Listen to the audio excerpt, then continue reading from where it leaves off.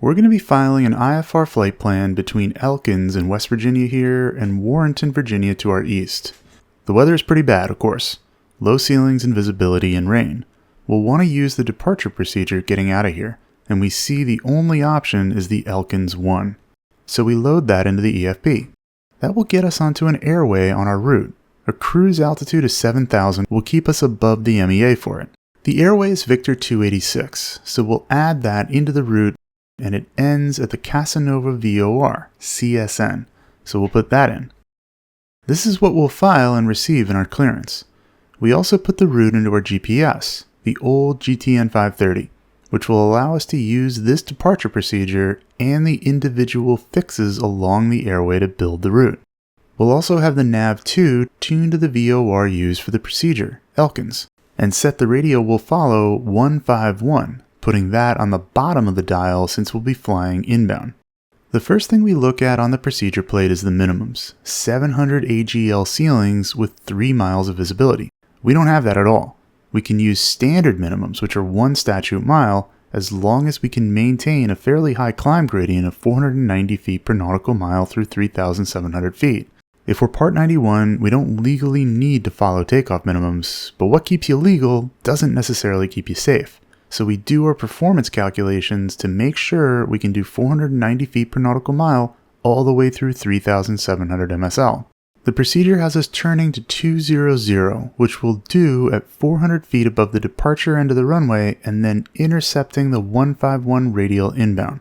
The GPS unit has as the first waypoint 2,387 feet, which is 400 feet above the departure end. We'll hold runway heading until that point, then turn to 200 degrees. It won't provide course guidance for the leg to intercept the radial, unlike some more modern units. It'll create for us an intercept for the radial, which we fly to on a 200 heading. So what we'll do is build in the radial in the EFB. We'll set up a waypoint before the departure procedure, naming it ELK/151/15. It'll put a waypoint 15 miles from the VOR along the 151 radial. That's the line we'll intercept, and we can activate that leg. This is great for situational awareness. When we depart, we'll pitch for our VX speed of 60 knots to maximize our climb angle to ensure we're meeting the takeoff minimum climb gradient. When we reach 400 above the runway, we'll do our turn left to 200 degrees. Notice the unit doesn't give us a pink line to follow since we're just flying a heading to an intercept. Where that intercept is indicated by our cross track, both here and on the paired 430 unit below, about 7 miles. As we get closer to the intercept, as we can see we're doing on the EFB, that number will go down. Once we get through 3,700 feet, we can stop using VX as our climb speed if we want, as we only need to maintain a standard climb gradient of at least 200 feet per nautical mile. As we approach the intercept radial, we first see the needle come alive on nav2, which is following the VOR. It'll be less sensitive this far out from the station than the GPS up top on nav1, which has a set course width of 1 mile on this mode. When we're 1 mile from the intercept, that needle will come alive too. We'll make our intercept and fly inbound along it on a course of 331 degrees. We'll fly inbound along it toward the VOR.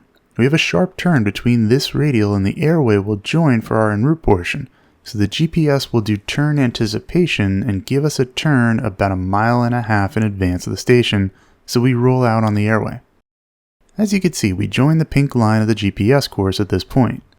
Older units like this won't always give you the pink or magenta line for leg types like a heading to intercept, so you'll need to anticipate that and do something like building it into your EFB for added situational awareness. For more great Flight Insight IFR training, check out our full ground school and 7 other products today at the link here and in the description. Also, make sure you're signed up on our newsletter through the site, as we have a very big announcement to make in mid-April of this year.